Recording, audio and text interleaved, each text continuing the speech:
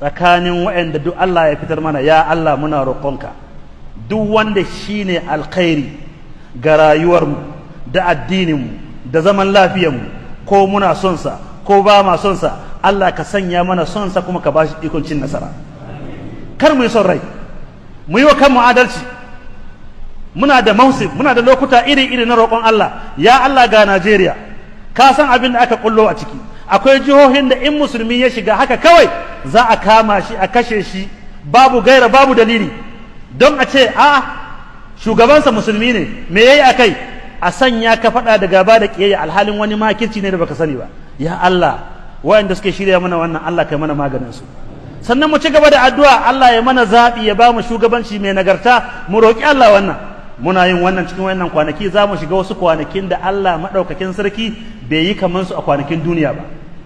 Shine kwanaki na lokacin ainihin wato watan hajji, kwanakin arfa, sai da Allah ya ce wal fajr wa layalin ashr. Wa'annan kwanaki suna gaban mu. In an yi addu'a a ciki, Allah yana karɓa. Ya ku ƴan uwa musulmai, ƴan Najeriya, ya ku masoya Najeriya, ya ku masu zuwa aikin haji, ya ku wanda kuke ko ina, babu ƙasan da ya fi yawan musulmi a ƙasan Afirka kamar Najeriya. Idan Najeriya ta watse, in an shiga yaƙi a Najeriya, in an shiga fitina, duk wayannan ƙasashe ba su iya zama lafiya. A ƙasashen duniya, ƙasa mai arziki babu irin Najeriya. Allah ya mana ni'ima iri-iri, ana mana hasada iri-iri. Ya ku 'yan Najeriya, ku yi addu'a Allah ya ba wa Najeriya shugabanci mai nagarta, shugabancin da zai mata adalci, shugabancin da zai biyo bayan wannan shugabanci ya zamanto mai alkhairi.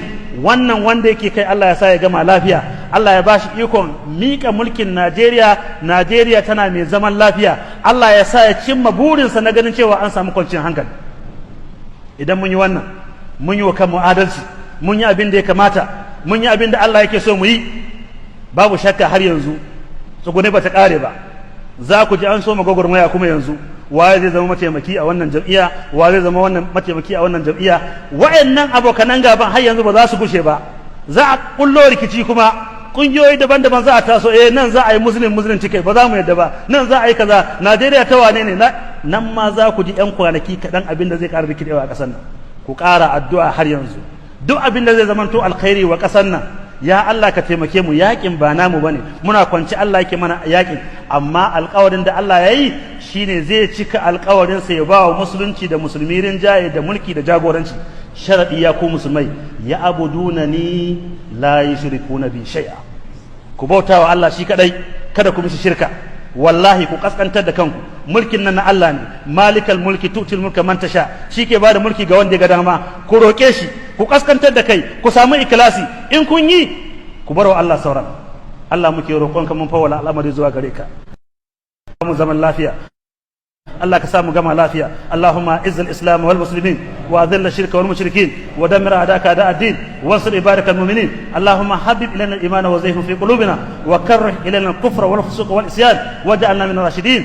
Allahumma habbib ilayna al-iman